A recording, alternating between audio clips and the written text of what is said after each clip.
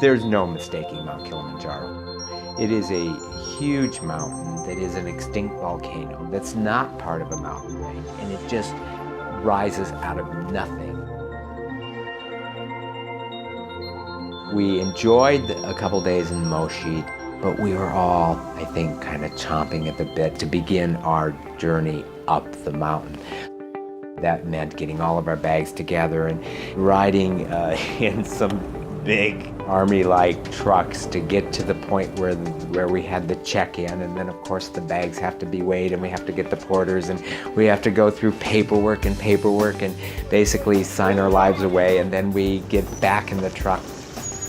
Should have been a ride at Adventureland. I mean, you're going through these mud holes. It was bumpy. Okay, hands up! Whoa! Bumpy doesn't even come close to describing it. And it definitely made some people really nervous. It becomes absolutely impassable, and that is the beginning of the climb.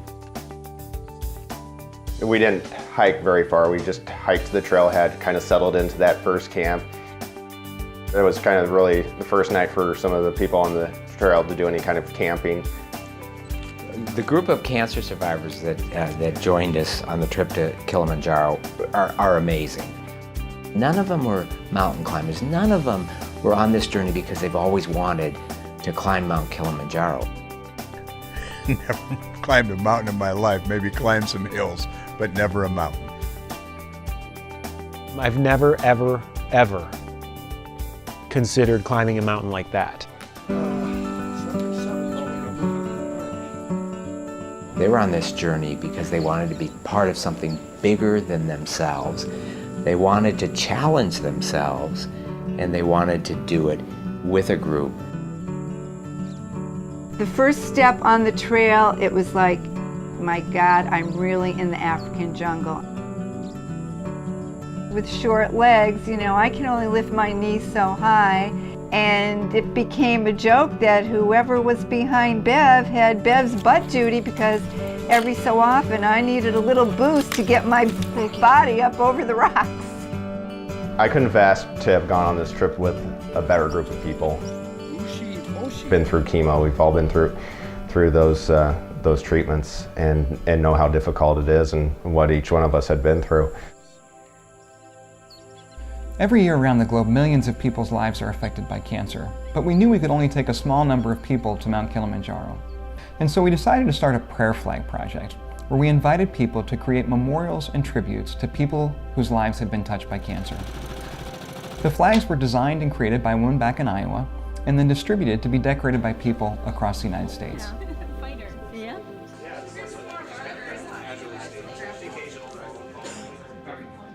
Our dad, he was our hero, and losing him,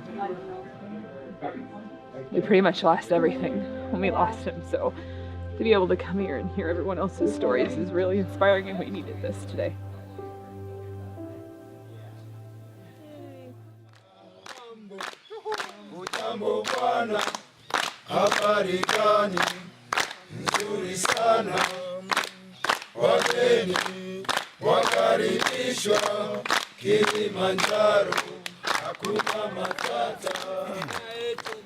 We are climbing Africa's tallest mountain, but that is not the whole story.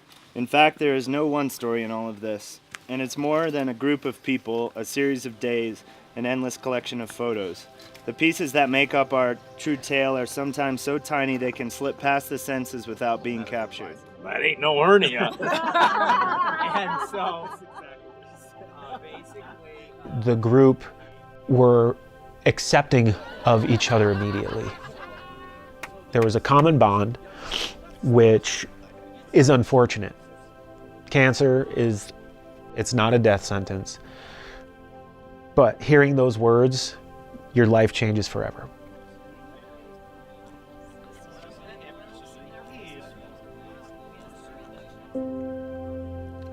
$19,341 feet is just not what I was thinking I was going to be doing.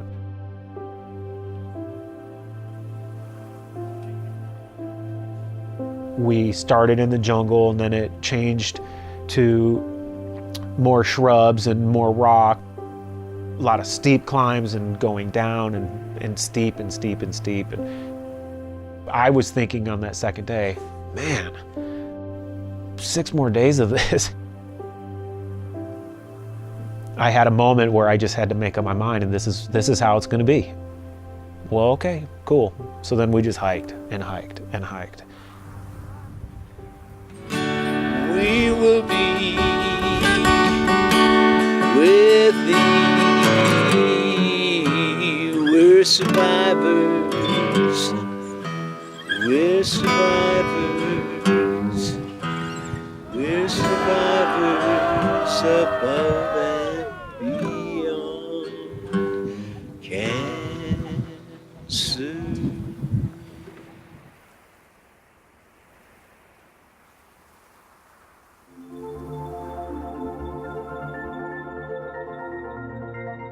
The cancer survivors that come on these journeys come on the journeys not because they've always wanted to climb mountains. They come on these journeys because they've gained a lot of courage and confidence through their cancer journey. And they are willing to reach for something that may be just beyond the grasp of what they know they can accomplish. We had represented in our group breast cancer survivors, prostate cancer survivors, leukemia, lymphoma, Hodgkin's disease, thyroid cancer, salivary gland cancer.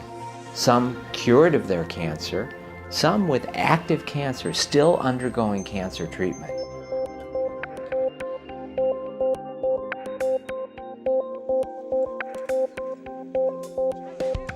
After a couple of days, the expedition had gotten very difficult, and unfortunately I knew that it was going to get much harder. Oh, wow. You think it was going to be this tough? No. The beginning of that struggle was something called the Barranco Wall. It's an 800-foot wall of volcanic rock that we would have to scramble up with our hands and our feet. We came into a camp called the Barranco Camp, and then the next morning I look up and see the Barranco Wall. A little nervous right now, a little freaked out. I kind of have a fear of heights. I'm thinking, oh my God, we've got to climb up that. That day was a lot of fun for me. We're ready to go. Heading over to the Barranco Wall, there was like this little stream that we crossed over, and it was really calm and peaceful. On the other side of that stream, you look up and there's just this great towering wall. It almost looked like you were going straight up. It's the type of climbing that we would call scrambling. So it doesn't require ropes, it doesn't require protection. It was tough for a lot of people because it was steeper. My hands are starting to sweat, I'm nervous. I had to keep moving, so I went and hold up people that were coming behind me. Charlie was great. He just kept really encouraging me, saying that, you can do this. There was a couple of times where he kind of just reached down, grabbed my backpack or grabbed the back of my pants and kind of yanked me up the wall. Everybody's got one more step in it, and all we have to do is one more step. 1,000,000 more times, and we've got it knocked on. Let me have your backpack. All right, man, here we go. Cancer has been such a negative in my life for a long time. I've lost my grandfather to cancer. I lost my father to cancer. My mom was a breast cancer survivor, and then I've also survived Hodgkin's lymphoma. I wanted to turn something that had been so negative in my life into something positive. This was my opportunity.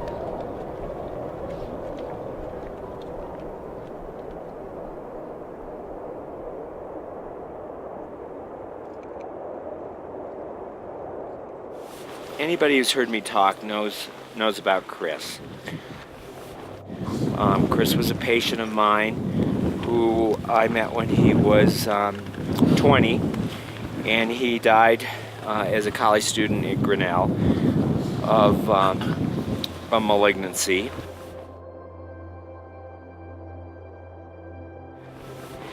And it was out of Chris's memory that the prayer flag project really got started. And this was Chris's prayer flag that his dad wrote. My dearest Chris, I remember your childhood so vividly as you delved into the world with curiosity and gusto. You were interested in everything, weren't content to know just a little, and asked a million probing questions each day. You pushed yourself and those you touched to learn new things, master new talents, and to live with passion. By what grace I had a son like you, I can never know, but for it I will be eternally grateful. My prayer for you is that your soul continues to soar as it did in life. Is that your soul continues to soar as it did in life. For myself, I pray that someday I may be half the man that you were, with endless love and admiration. Dad.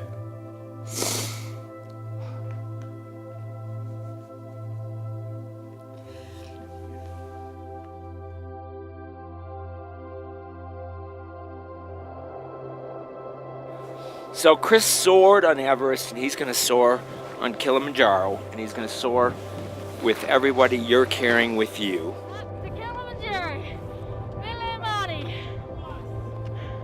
I'm Carrie Brenner, and I'm carrying this flag to the top for my father-in-law. He passed away from colon cancer in 2003, so I'm honored to take this to the top in memory of him.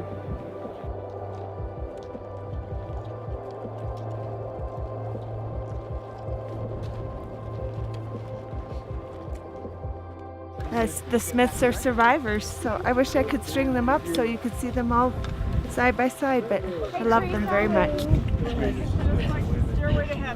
We left camp and the climb started out hard.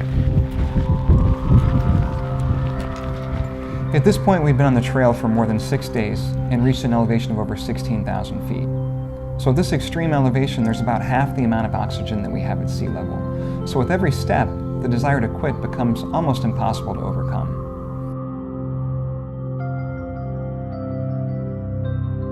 It's kind of a marathon.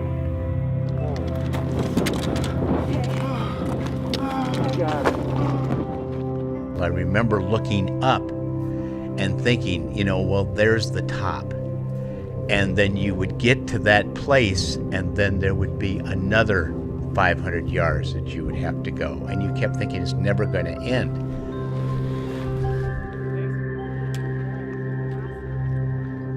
You're doing awesome. Awesome. I didn't think that I'd be as challenged as I was.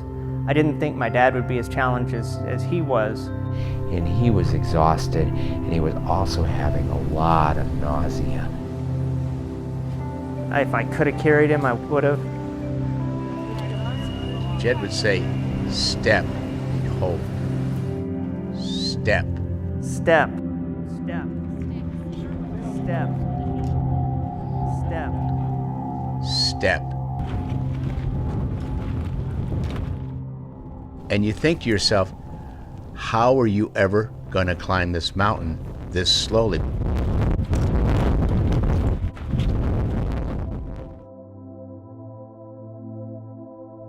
Kilimanjaro, I basically know what came at the end, and that was the summit and the climb down. With my present prostate cancer, I don't know for sure what the outcome's going to be.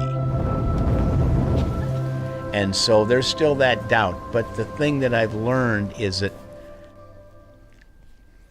I just have to move forward.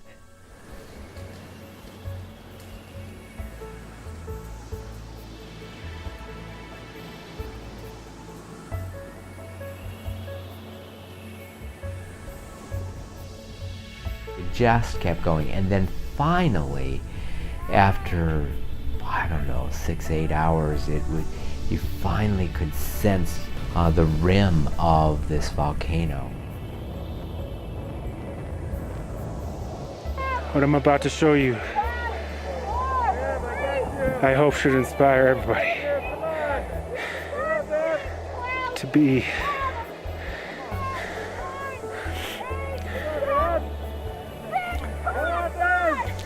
that person.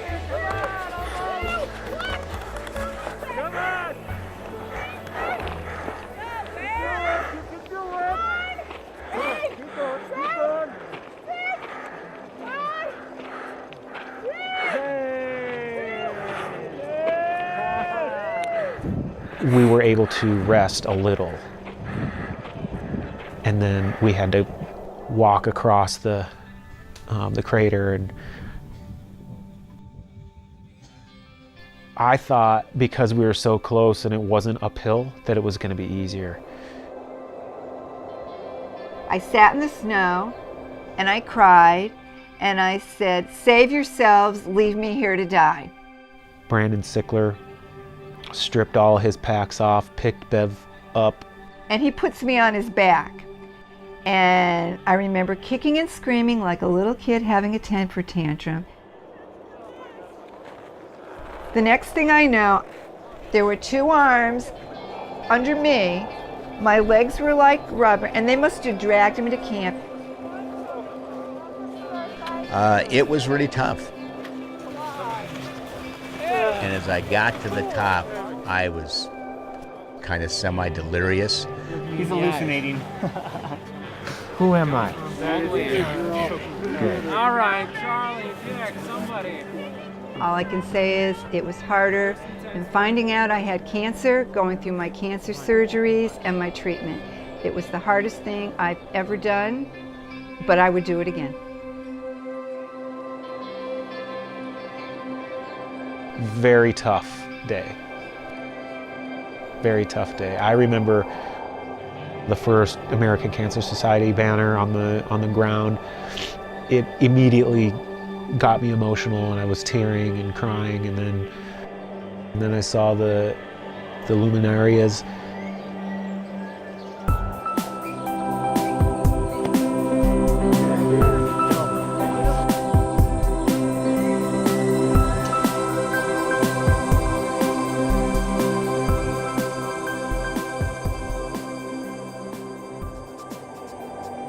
It's just breathtaking. I mean, you couldn't help but stand there and cry, bringing the spirits, the memory, and the honor of all these cancer survivors to the top of Kili. After I got sick, and they were getting ready to walk around Hope that they had spelled out with the luminaries, I'm like, I don't care that I'm feeling the altitude sickness. I'm like, this is what we came up here to do. Not forget those who have lost their battle to this disease, nor will we forget the story these bags symbolize. We know that our reasons to relay light up tracks all around the world, with survivors, caregivers, and participants alike joining the fight to find a cure and save lives. And then I remember us all coming together, and then all of a sudden Amazing Grace came out, and that was just unbelievably beautiful.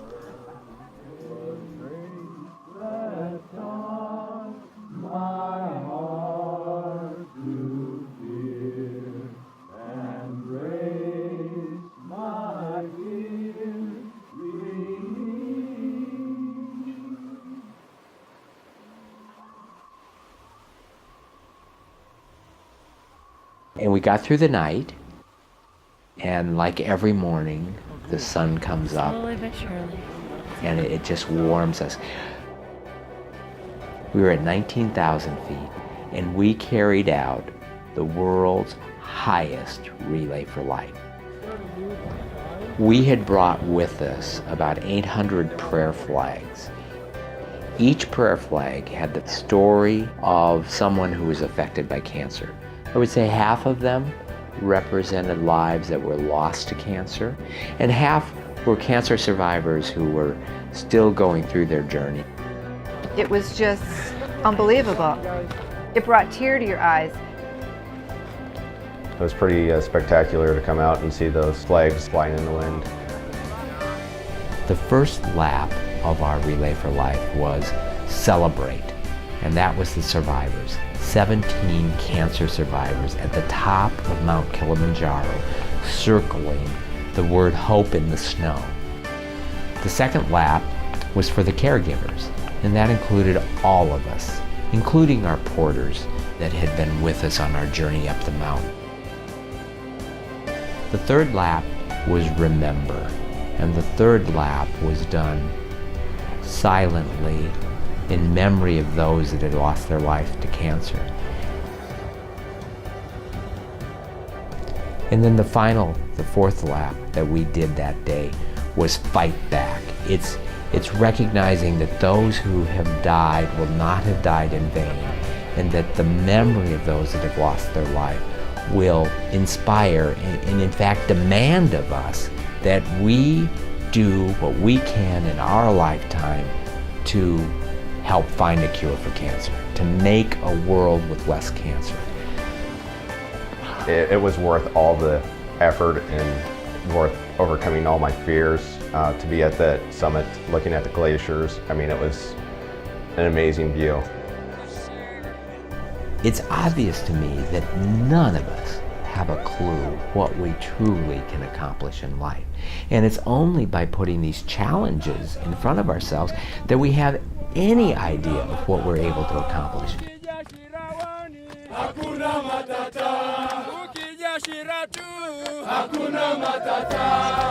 All you have to do is be willing to reach for something as beyond what you can knowingly grasp, that you can accomplish just amazing things. When you come down from the mountain, you see your life in a totally new way. And oftentimes what you realize is that your life is filled with all of these things that you had been taking for granted. And you really just don't want to do that anymore. And so what our team decided to do with the gift of that new perspective was to continue to work together, as they've done on the mountain, to create a world with less cancer. We can harness that passion and compassion to help inspire others to work on some of our shared goals by participating in advocacy, by going to the state capitals and Congress and advocating for better laws to help provide access to health care and more funding.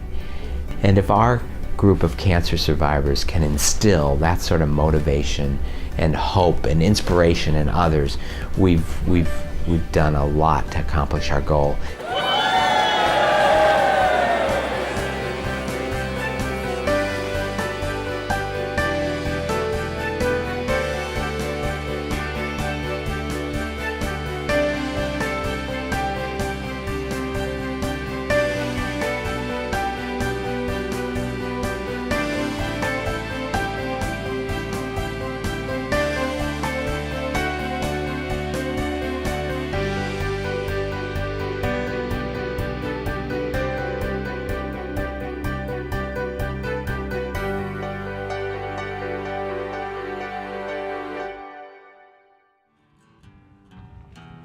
We will walk, we will talk about the things that we know, our relationships,